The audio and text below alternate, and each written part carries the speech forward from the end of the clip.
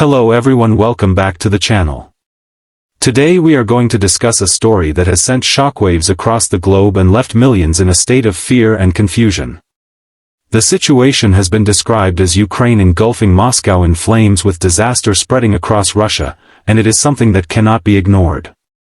To understand the gravity of this unfolding crisis, it is important to look at it from different perspectives, much like analyzing an object inside and out, to see what it means not just on the surface but deep within. The story is not only about destruction but also about perception, trust, and the delicate balance of power in a world where even the most secure places can be shaken. When we first look at the exterior of this situation, the picture is disturbing and dramatic. Moscow, a city that has long stood as a fortress of Russian pride and political dominance, suddenly appears fragile. Flames and smoke have replaced the image of stability. The skyline, once defined by symbols of strength and order, is overshadowed by signs of chaos. Streets are filled with people unsure of where to go or how to react, while the sound of emergency sirens echoes through neighborhoods. From the outside, this crisis shows us a Russia that is no longer shielded from the harsh realities of war. For decades, the capital has been viewed as untouchable, yet now even its exterior is marked by destruction and panic. It is this outward image that shocks not only Russians themselves but the international community that had always seen Moscow as a secure core. Looking inside, the interior tells an even more human and emotional story. Within homes and shelters, fear has taken over. Parents worry about the safety of their children, elderly citizens are left vulnerable, and communities that once felt distant from the conflict now find themselves caught in the center of it. The psychological weight of knowing that war has breached their most protected spaces creates a sense of despair. The interior is not just about physical spaces but the mental and emotional state of the people who live there. In short, the interior is fragile, anxious, and overwhelmed. It gives us a brief but powerful glimpse of what life feels like when security collapses overnight and panic replaces normalcy. In terms of performance, this escalation demonstrates the contrasting abilities of both sides in the conflict.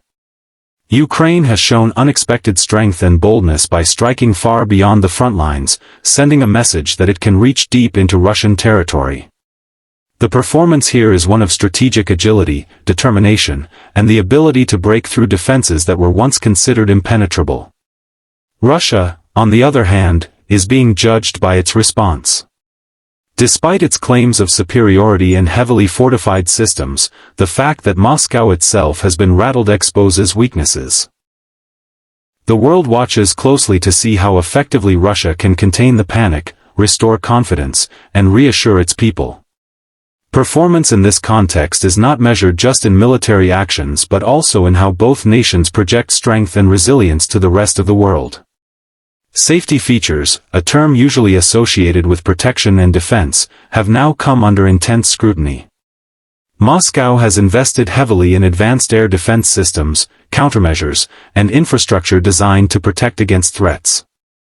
Yet the recent events show that these features are not flawless. Citizens who once trusted in the strength of their government and military now question whether those safety mechanisms are enough. The very systems built to protect them seem unable to prevent chaos from spilling into their lives. Safety features extend beyond weapons and technology to include emergency planning, communication, and civilian protection. These too have appeared vulnerable, and the sense of betrayal that comes when safety promises collapse leaves people doubting the strength of their institutions. What makes this crisis stand out are its unique selling points, the factors that separate it from previous phases of the conflict. First is the location. Flames and fear reaching into Moscow is not just another battlefield development but a symbolic moment that changes the way the war is perceived. Second is the level of panic it has triggered among civilians. Many Russians who previously watched the war from a distance are now living inside it, and this sudden shift has a profound psychological effect. Third is the global reaction. Countries around the world are watching, interpreting these events as signs of vulnerability and perhaps even a turning point in the conflict. This is not just about destruction but about symbolism, perception, and the message it sends to allies, adversaries, and neutral observers alike. The price of this crisis is measured in several ways, and it is high on all fronts. For Russia, the price is a loss of confidence, both domestically and internationally. Citizens feel exposed, leadership is under pressure to deliver answers, and the image of invulnerability has cracked. Economically, the cost of repairing damage, managing panic, and preparing for further escalation will be significant. Politically, Russia must now work harder to maintain its alliances and prevent cracks in support. For Ukraine, the price includes risk, as pushing operations deep into Russian territory brings international scrutiny and potential backlash. Yet for Ukraine, the gains and psychological advantage may outweigh the risks. For civilians caught in the middle, however, the price is the heaviest of all. Fear, displacement, and the destruction of normal life cannot be calculated in numbers. It is the human price that defines the true cost of this crisis. As we reach the conclusion of this analysis, the picture that emerges is one of a turning point in the conflict. Flames in Moscow are not just a physical event but a symbol of how the war has evolved. The idea that the heart of Russia could be shaken reveals the fragility of even the strongest powers. For the international community, it is a reminder of how quickly the balance of security can shift. For Russians themselves, it is a moment of reckoning, when trust and protection has been broken and fear has entered the daily fabric of life. Looking forward, the consequences will likely include harsher responses, intensified strategies, and new uncertainties about where this conflict may go next. But one truth remains clear: the sense of safety that once existed has been permanently altered.